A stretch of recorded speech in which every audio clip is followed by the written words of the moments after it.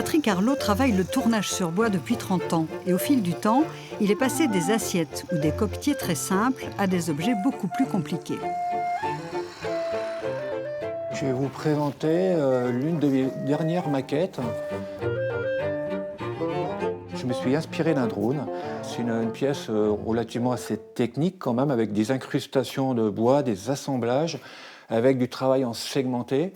Et sur la pièce, j'ai collé 1277 pièces.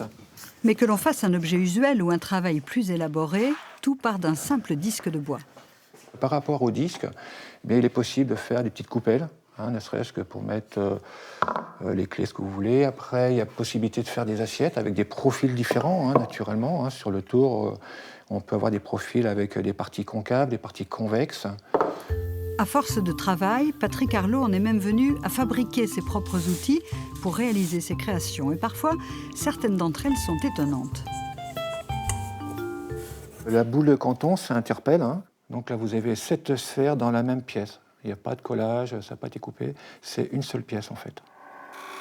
Fort de cette compétence, il a décidé de s'inscrire au concours du meilleur ouvrier de France. L'édition 2020 a été repoussée et devrait avoir lieu à la fin du printemps.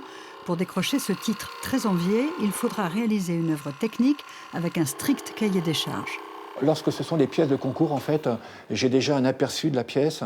Je vais faire une pièce, voire deux, et après je vais la prendre en photo. Et après, je vais travailler sur photo avec tout un système de calcul de cotes pour pouvoir après faire la pièce finale, en fait.